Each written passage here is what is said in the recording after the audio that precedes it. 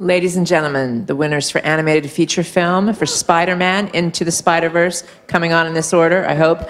Bob Paraschetti, Peter Ramsey, Rodney Rothman, Phil Lord, and Christopher Miller. Thank you. I'm going to start with 43 and then go to 228 in the back. It's like an auction. Give us a minute. Auction, exactly. You number 43. 130. Matt Fagerholm, RogerEbert.com. Extraordinary film. Stan Lee and Steve Ditko's dedication at the end got a standing ovation in Chicago. Can you tell me about how you went about wanting to reflect the essence of their artistry and their message to the world? We wanted to talk about it on stage. I mean, that was the "and finally" that got played off. I don't know, but maybe you don't see that up here, but maybe you do. Tell what you're going to say. Tell what you were going to say. I mean, literally, we were just going to thank Stan Lee and Steve Ditko for really inspiring this whole thing, and for being a force of believing that all of us, human beings, have the potential and the capacity to be heroes. I mean, that was really sort of from day one. Phil and Chris had put together a treatment, and there was sort of a statement that was essentially saying it was a challenge to make a movie that challenged the audience to believe in themselves and to believe in their neighbor and really be positive and make a difference in the world and possibly be a mentor or be heroic. That was really it. That's from Stan Lee and Steve Ditko. So that's what we were trying to say. We're going to 228 and then 281. Hi, Carlos Aguilar from Remezcla. This question's for Phil or anyone else that wants to jump in. Oh, hi. Hi. If there's a sequel to the movie, would you consider exploring Miles Morales' Latino side further? Maybe an adventure in Puerto Rico or something like that? Well, we don't want to get ahead of ourselves. We're really proud of this movie, and there's a lot of great ideas for another one. But obviously, we're really proud that Miles has Puerto Rican heritage. I'm a Cuban American, and they say that Cuba y Puerto Rico son de un pájaro las dos alas, so we're linked. So so obviously that's something that's a really interesting dimension of the character that's been left to explore further. Going to 281 and then 176. Hello guys, congratulations, and I just want to know how much of the Filipino animators contributed to this movie. Tons. Yeah, tons. We had, I know back at ImageWorks we had, I'm going to shout out John Bucci. Remember John? Yeah. And there were a bunch of people up in Vancouver. It was a substantial contribution. We had talented people from all over the world working together on this movie that kind of echoed what you see in the movie is people coming from whole different universes to get together and realize their commonalities. So we were very proud of what our Filipino animators and artists, who were among a crew of 800 artists, gave to the film. A shout out to John Bushu. Yeah. John Bucci, woo! We'll go to 176 and then 61. Louis Del Carmen. Yes. Yeah. That's Louis, right? Yeah. Sorry. Eli Glasner from CBC News. Peter, as the first black director to win the Animated Feature Award, talk to me about the responsibility of bringing an Afro-Latino character such as Miles to life. Yeah, it's a huge responsibility. This is something that's going to be seen and taken to heart by millions of people, but everybody has to know that our whole team, I mean the guys standing up on this stage as well as those other hundreds of artists that I was talking about earlier, all of them deeply felt the importance of that idea and that mission. So Miles had a lot of backup.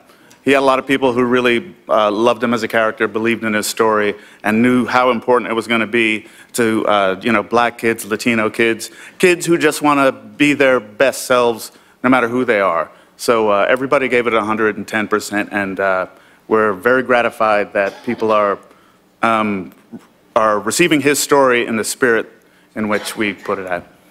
We'll go to 61 and then number 1. Congratulations on your win. I was going to ask, what did it, I'm sorry, hold on, let me double check my notes here. What responsibility did you guys have to accurately portray one of the first representations of an Afro-Latino superhero to audiences that are hungry for diverse representation? Go for it. Yeah, take it. I mean, it's obviously a huge responsibility.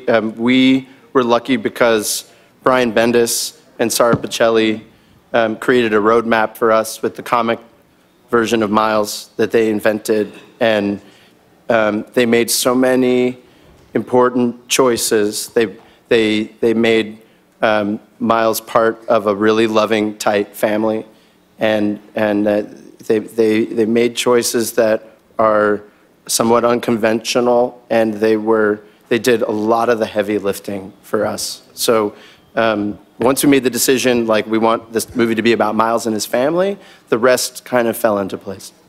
We'll go to one, and then I do have to wrap it up with 250 in the back. Right in the back. Hi, my name is Fabian Winter for Latin America. I believe, tell me if I'm wrong, Mahershala Ali has one of the voices for the character Uncle Aaron. Yep. So this would be a second Oscar for him, right? Yes. Yeah. If we have any advice for filmmakers out there, put Mahershala Ali in your movie. It seems to work out okay. So my question is, how animated was his acting there? What was his job?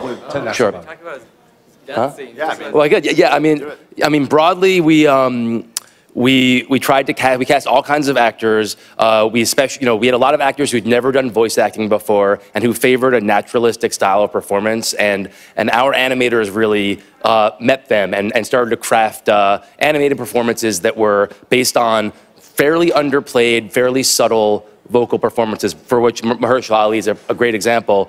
One last story about him is that well, can I even say it? It is a spoiler. It's okay. Spoiler alert. Well, just at least tell us about the character. What was it about? That people might not know. Yeah. So he had a death scene in the movie, and we actually asked him to do it. We had him do it twice on 2 different occasions. We asked him on a 3rd occasion, and he essentially said no, or he said he basically, in a very calm, well-articulated way, said that that for him to do that kind of scene takes a lot of effort, and it takes a lot out of him. And he essentially said to us, "Next time, if you still need me to do this again, I'll do it. But maybe look at your stuff, because it takes a lot out of me, when I do that." And we went and we looked at the scene, and we did not ask him to do it again. It's a long way of saying he's super committed. He's very committed. He's a method actor. He did a beautiful, beautiful performance, as did the rest of our cast, and